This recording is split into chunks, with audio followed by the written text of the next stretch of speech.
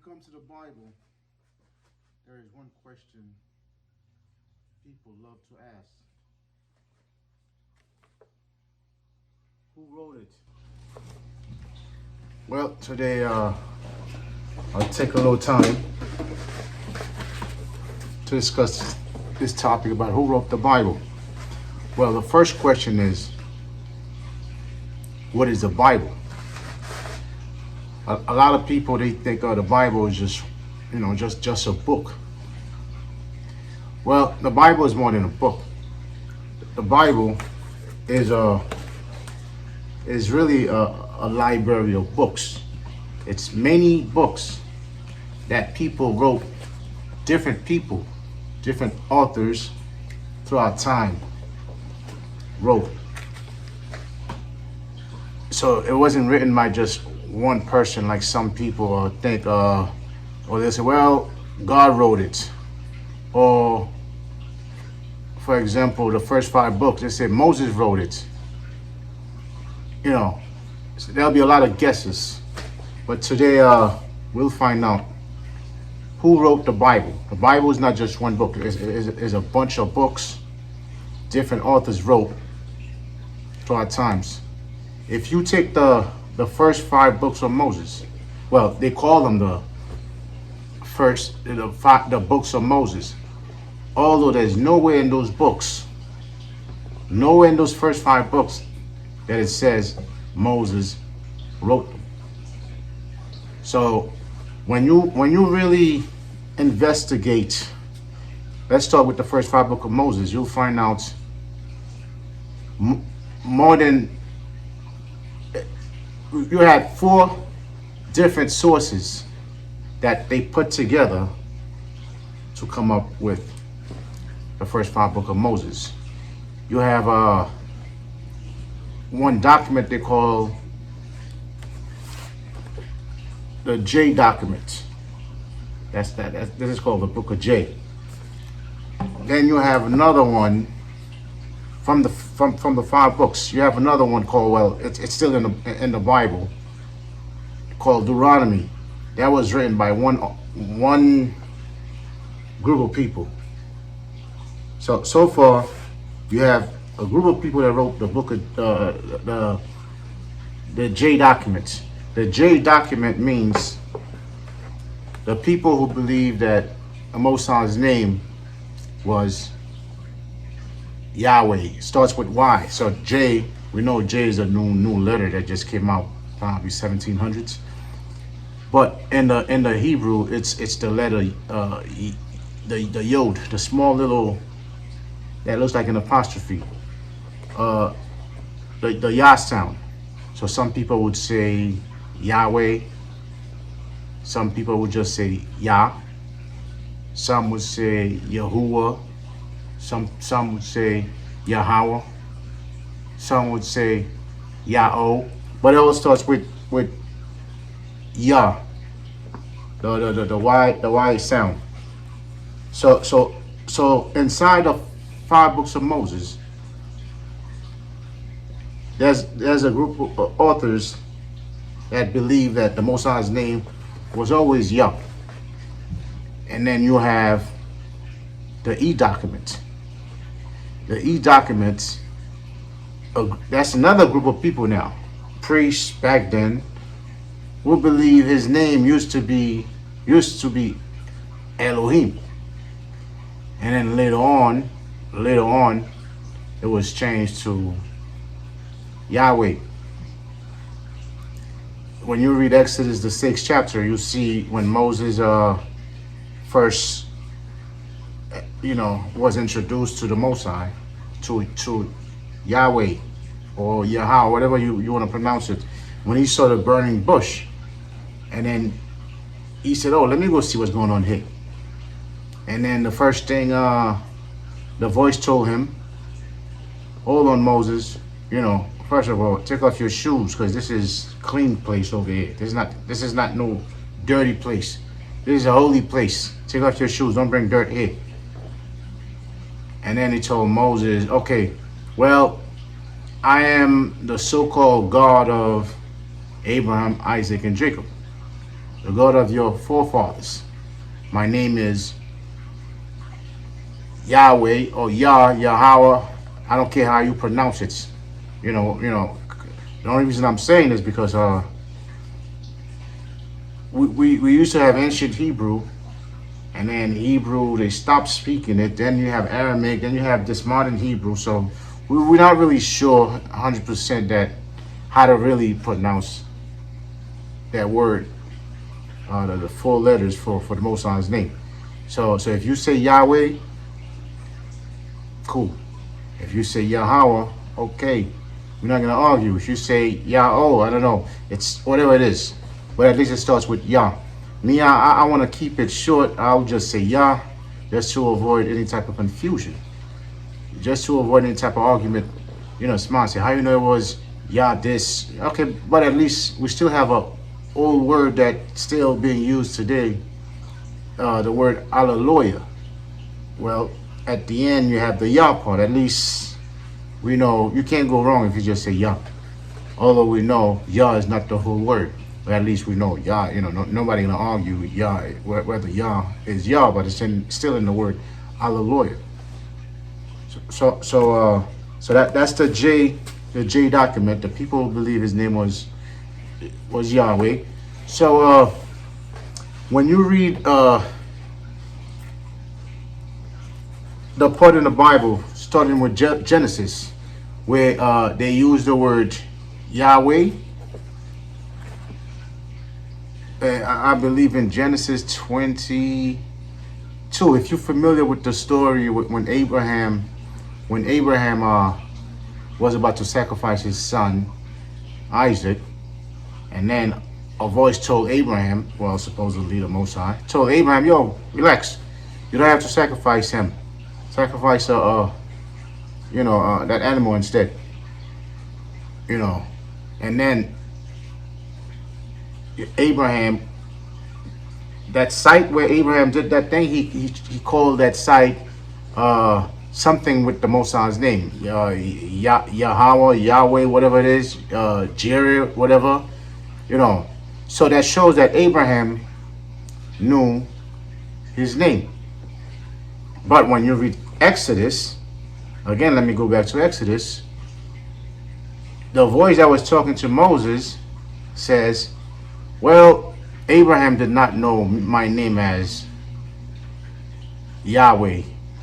Back then, your ancestors knew me as Elohim. So now, right there, it looks like a clear contradiction. Some people will say, yeah, it is a contradiction. Some people will say it's not a contradiction. Well, I mean, it is clear that it is a contradiction, because in Exodus 6, he told Moses, they know my name. Now this is the first time I'm telling you my name so you can go tell them, and my name is Yahweh. But when you read Genesis, Abraham called a site, Yahweh. So that means there's a contradiction here. And even in the same book of Genesis, you see Noah, when he says, blessed be the Most High, blessed be Yahweh, the God of Shem. If you go back to that story, again, that's another part in the Bible where somebody before Moses knew the Most High's name. And if you go read it in the Hebrew, say, blessed be Yah, the so-called God. There's a reason why I'm saying so-called God, because God has nothing to do with the Most High. But that's a different topic. So blessed be the Most High's name, Yahweh, Yahweh, Yahuwah, whatever whatever you want to call him. The power, the so-called God of Shem. So now, well, people who want to keep it real, you can see this is definitely a contradiction. But why is the Bible having contradiction? Well, that's why the topic is, who wrote the Bible? When you understand how the Bible was written and who wrote it, then you'll understand why you have contradictions in it. So like I was saying, you have the people who believe in his name, Yah, the Yahweh's people, and then you have people. That's one source to write let's say the first 5 books of Moses, and then you have the Elohim people who believe no, his name was Elohim first, and then or El Shaddai, and then later on it turned to Yahweh or Yahweh. And then you have the P documents. The P documents, that they call it the P after the word priest. The priest documents. That's another group of people that wrote stuff. That's also in the first 5 books of Moses. Another group of priests. Well, obviously the P for priest can tell you. You can see that they were priests who wrote who wrote that section. And then, like I said, you have the D document now. That's the people who wrote the book of Deuteronomy. The book of Deuteronomy is really another name for it. It's called really the second law, because when you read from Exodus 20 and all the way down to Leviticus, you get a bunch of laws of what not to do, what not to eat, whatever. And then in Deuteronomy you have another set of laws. A lot of them also they're in Leviticus, and some not even they are not in Leviticus. They're just in the book of Deuteronomy alone. So the people who wrote Deuteronomy, they'll call them the Deuteronomists. And then you have a fifth source, a fifth person who wrote in the first 5 books of Moses. Although it's not really books that Moses wrote. They call that person the all documents, which is the redactor, meaning that one person or two or three, I don't know how many, that those people, that one person who was called the redactor, the person who said, I'm going to take these 4 sources, I'm going to put them together and try to make them flow as continuous as possible, as smooth as possible. I'm assuming he had to remove some contradictions, although we still have a bunch left, or else he didn't really care whether there were contradictions. But maybe his focus was, I'm gonna take all the books that these writers wrote, these Hebrews wrote. Well, not all of them, as many as he could find. I'm gonna put them together and then say, here's a Bible. So, for example, let's say America is supposed to be a holy nation, holy people doing things, and then somebody, a redactor, a writer, said, look, I'm gonna take books that American authors wrote. I'm gonna go to an American library. I'm gonna find as many books that American authors wrote, since these people are really holy people, whatever, they're good writers, and I'm gonna take them, I'm gonna put them together into one book and call it the Bible, and then leave it for us to read. Well, the fact that it's a bunch of different books that different writers wrote, different people are going to have different views of things. Somebody want to speak about George Washington, they'll give you one version. And then somebody else want to talk about George Washington, then they'll give you another version. Sometimes those two authors, they may contradict each other in certain things. They may say George Washington, well, his hair was, gray, by the time he was 40. And then one says, no, his hair was gray by the time he was 60, But that's different version of people writing things, especially things that came down throughout times to them. Because the Bible, before it was written in books, a lot of these books, for example, the first 5 books of Moses, before they were written down in books, they were oral tradition first. So they were passed down from generation to generation to generation. And then eventually somebody said, okay, let me write this thing down. For example, the people who wrote about creation, something supposedly that happened, who knows, maybe millions of years ago. They're trying to tell you, okay, this is what we think happened when the Most High created everything. Well, first the earth was just there with a bunch of water. And then a ceiling was put, which is a roof, which is a firmament, which is the sky.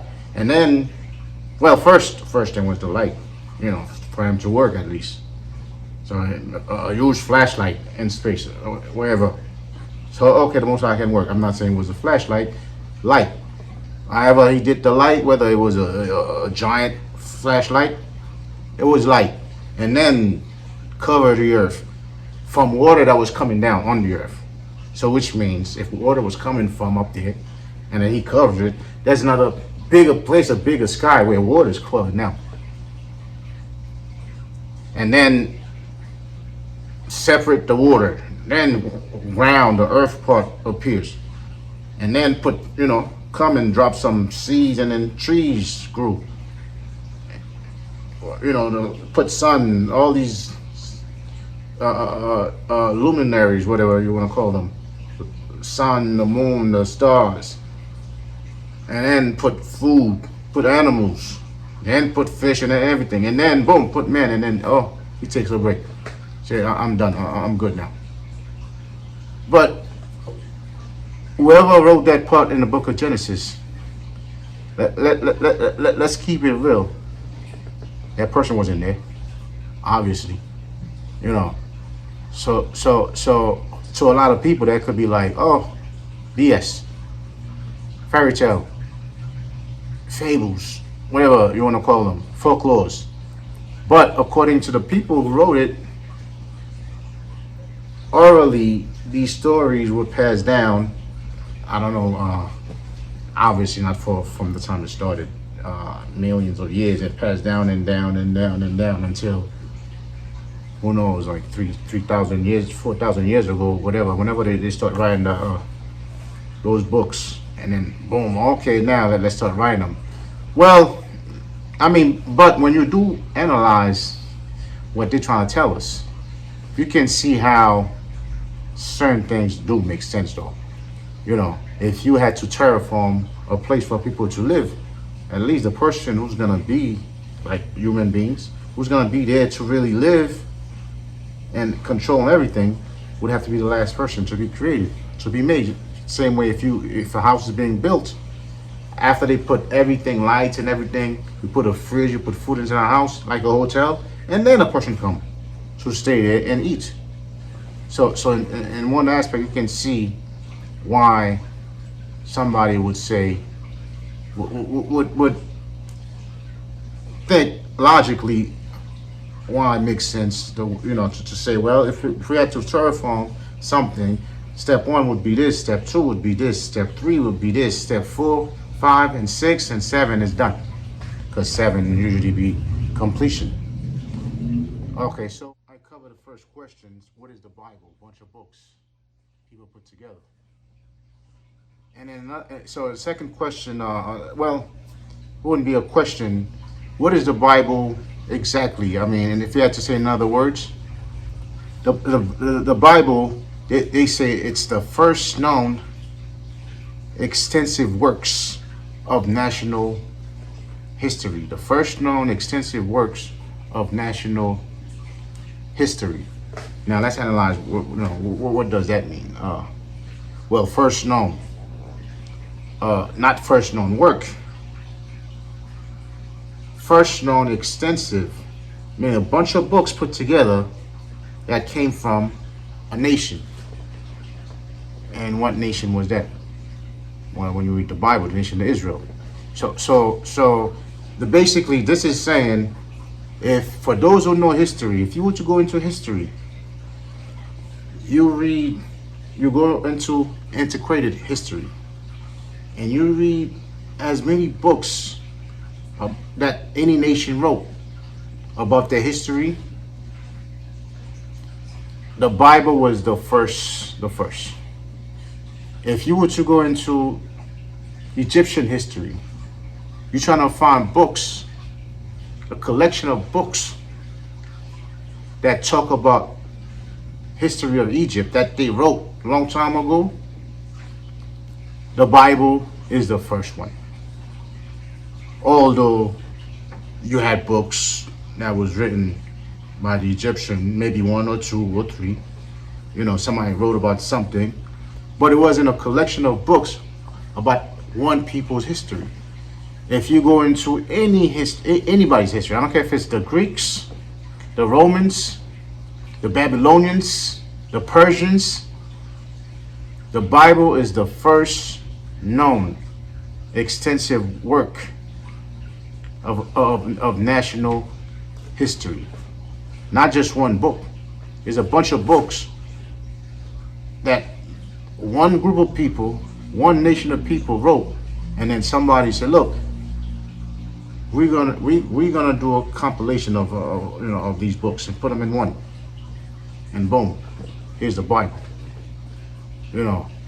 I'm still looking for books that other nation wrote in history that make this statement to be not true. I haven't seen. I don't care whether if I go into, like they say, the people of India. Yeah, they have books. They have probably one of the oldest form of writing, Sanskrit. But we don't see a collection of books about their history, about their national history. I don't care whether you're talking about, I got some of their books here. If you wanna, the Avesta, the Vedas,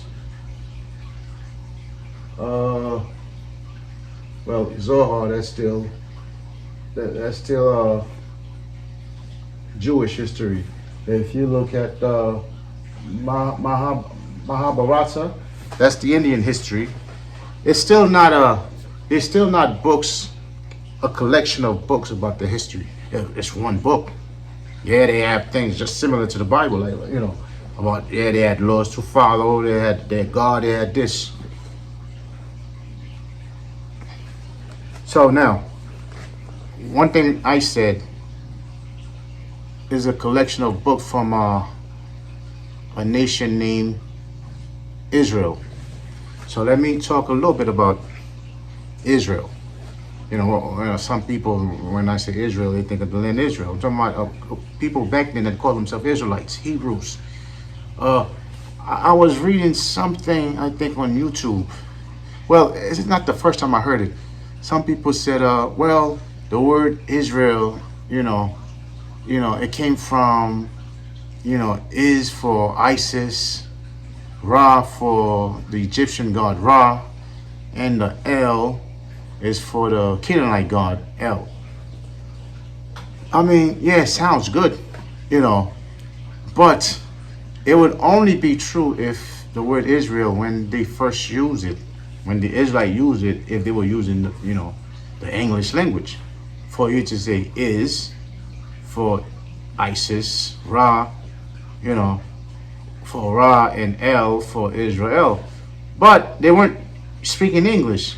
That's like saying the word Negro means knee, the actual knee, that grows. No, that if it was English, maybe. If the word Negro was really English, it would make sense. Maybe it means knee that grows, whatever. But it wasn't English. It was supposed to be a Spanish word. It's negro. So no, it doesn't mean that. So you would have to go to the language and see what it really means. So that's really playing with words. So I guess for people who really don't know anything at all, well, anything about the nation of Israel language, they may know a lot of other stuff, but they understand that, well, Hebrew was not English. It may make sense to them. Because now the person will say, well, the only way this would make sense if ISIS and the word Israel if ISIS and Hebrew start with IS, but when you go and really investigate, you'll notice that no, ISIS was not, didn't start with, with IS. So that alone already like, okay, that's BS. If you can right now we live in the time of the age of information. You can Google that and see it was ISIS start with IS and Hebrew. ISIS didn't even start with IS even in the ancient Egyptian language. People who do speak it or read it, they know ISIS didn't start with IS. And the word Israel didn't start with IS. It started with Y. It's Yisrael. It's not Israel. As I was saying, the word Israel in Hebrew, it didn't really start with I like Israel in English. It's really with Y, Yisrael. So we already know it has nothing to do with ISIS. And ISIS, even in the Egyptian language, like I said, doesn't start with I nor Y. It's Osset. Is really with the O sound. Like, if you had to write it in English, it'll be like the A sound. And that word Osset, if you trying to find out how that word was said in Hebrew, it starts with the same sound, with the O sound. It's still not Yisrael. So whoever's saying, is for ISIS, they bug out. Ra. So once I destroy the IS part, the Ra, you can forget about that. And the L, although with the L, you may almost give it a pass because the Canaanites, the Hittites, whatever, those Canaanites, they did have a god named El, their main god named El, but the nation of Israel wasn't following that God. That's why they call, that wasn't why Jacob's name was changed according to the oral tradition that was passed down in the Bible when Jacob was fighting a so-called angel. And then after he fought him, and then he asked the angel, "What's your name?" And the so-called angel said, well, I cannot tell you my name, but I'll bless you I'll bless you by changing your name from Jacob, to Israel. The El part, though you had a Canaanite god named El, but at the same time, El is also a word for, if you had to translate it, that means so-called God in our time. They had a word, the same way we have a word for God, which is a name for something people worship. While it's a name for something people worship, it's also a word that describes something. It's also while it's a proper noun, proper name, it's also an adjective that you can say, well, somebody is a god. It's the same way the word king. When somebody's a king, you can be a king, but at the same time, back then in history, in antiquity, they had a god named King. That's the god Malek, Malak, whatever, Malak, whatever, however you want to pronounce it. That's still king. The same way there was a god named God.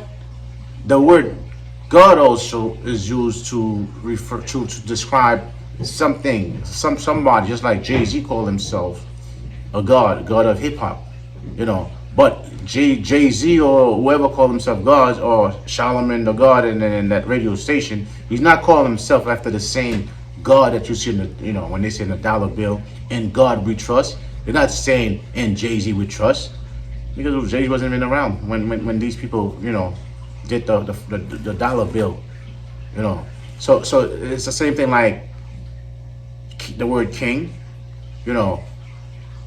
I can say, okay, I'm a king, but at the same time, you have a dude named Martin Luther King. Somebody can be referring to him, say, "Oh, king," they call him king. And I say I'm a king, I'm not saying I am Martin Luther King. So it's the same thing with the word El. There was a God named El, but at the same time, the nation of Israel, they used the same word El to refer to God, so-called God, or Elohim, which is the plural form of El, so-called gods. So that whole Israel means ISIS, Ryan El. You can definitely put that in the garbage. Definitely in garbage.